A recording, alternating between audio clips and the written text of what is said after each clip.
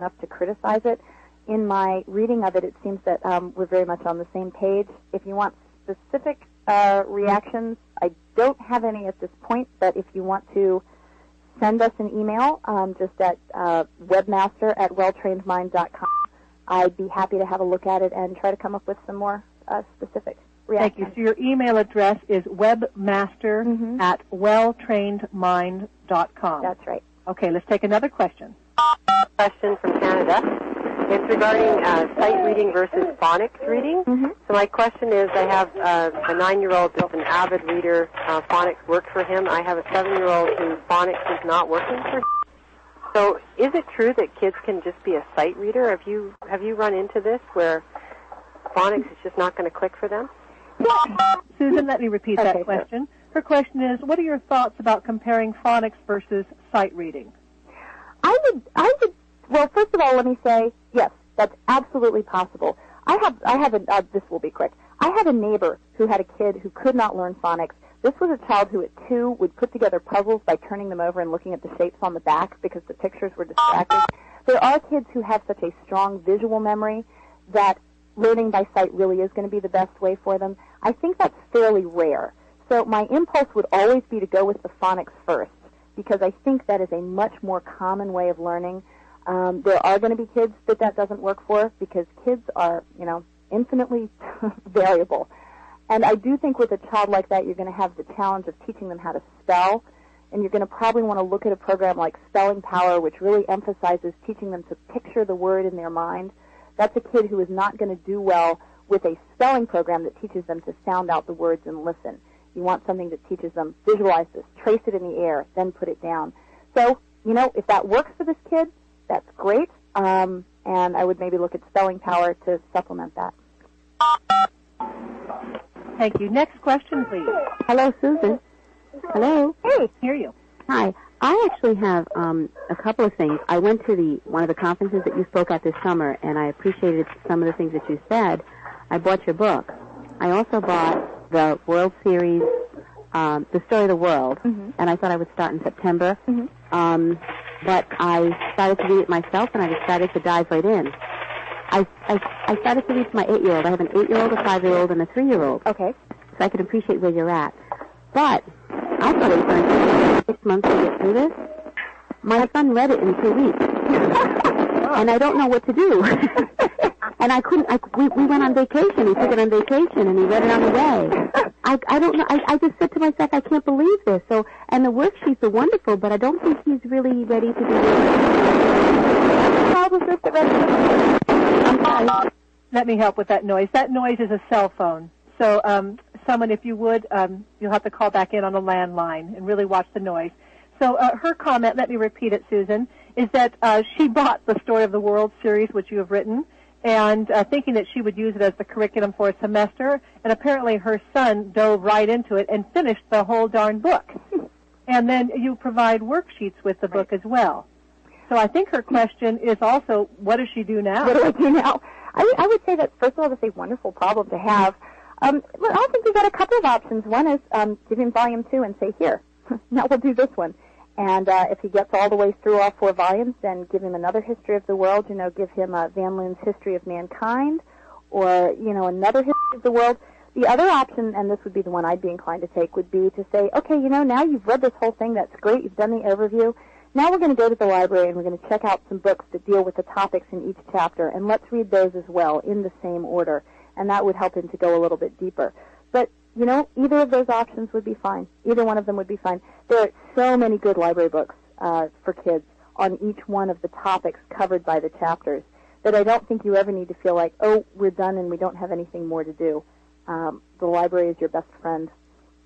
Susan, you entered college at 17. You were obviously a gifted child, and now you're a gifted adult. Do you think that you would have turned out gifted if you had not been educated in this classical method? I don't do hypothetical questions. I have no idea. I can tell you that the students that I have as freshmen in college who are very average students would not necessarily be average if they had been educated properly to write and to think. They would be above average. How gifted they would be, who can say? But they'd be a whole lot better off than they are now. And we interviewed some experts in gifted homeschooling yesterday, and they suggested your work and this method for gifted homeschoolers. Well, it depends, too, what area they're gifted in. I mean, I think it would be especially appropriate for a student who is verbally gifted. Okay. Callers, let's take another question. If you would, please, make sure that you are in mute mode, *6, or you can push the mute button on your phone. I've got a question. I have several children who are very good at memorizing facts. Facts come very easily to them. They can remember dates and facts. I have other children who are big picture people, and the facts are meaningless to them, and they really don't care about them. And I'm wondering, in that grammar stage, when they're trying to get those facts down, how to teach to that child. Can you repeat that? That she has some of her children are kind of fact-oriented children, fact-oriented learners, and others are more big picture students. And when you're in the grammar stage, how do you adapt your teaching to utilize their strengths? I'm wondering if maybe I could have an example. I'm not totally sure what the caller is asking, and I could not hear her at all. I know, darn it. It's a tribute to you that there are so many people on the call. Okay, well, I'll take a shot in the dark with that, and I'm sorry, caller, I did not hear anything that you said, so I'm totally going on this on the paraphrase here. With a grammar stage child, I think you very much teach to their strengths. If you've got a kid who is very fact-oriented, meaning that they like the detail and they like the memorization, absolutely don't fight it. A kid who is that way will remain that way in the logic stage, but it will be simpler when they're a little bit older to teach them a little bit more big-picture thinking. That's partly a maturity issue. A kid who is a big-picture thinker and who is impatient with details is often a child that we call gifted. It's kind of an unfair label, I think, because they have gone on into that logic stage early, and they are very anxious to find connections, and they get impatient with the details, impatient with the repetition, and they want to do the big things. And, I'm a big thinker myself. That's why I keep, writing these history of the whole world sort of projects.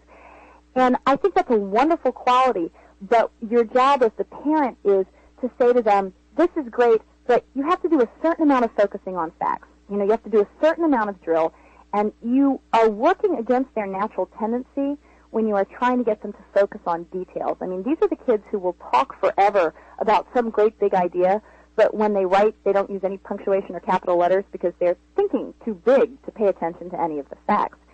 And your challenge as a parent is to bring them back down to the detail level, but not all the time in every subject. You pick certain subjects, each day, that this is going to be your battleground, and you're going to say to this kid, look, this particular thing, you've got to look at the details. You've got to look at the punctuation. You've got to look at the spelling. You've got to do all the steps in the math program for 15 minutes on this subject today. Teach them how to focus on those details for short periods of time every day, and that will improve their grasp on the big picture. And it's tough because these kids, they don't like to slow down. But that's what you do. Small, for a short period each day is when you focus on that. And again, I'm sorry if I'm not answering your question at all because I'm really not totally sure what it was. But again, if you want to email us at webmaster@welltrainedmind.com, I'll do my best to do a better job. Excellent, Susan. Thank you. And the operator went in and cleared up some of the noise for us, too. Very good. So we have time for another question. Hey, Susan. Hi. Hi, I have a question about the transitioning from grammar stage to the logic stage. Yes. Boy. There, that's much better. Do you find that the transition is difficult between, going from fact memorization and understanding and going into the logic stage and starting to critically think about things? Do you find that transition is difficult, or does it come naturally to them because of their development? I'm sorry, did you want to repeat the question? No, in fact, that was excellent.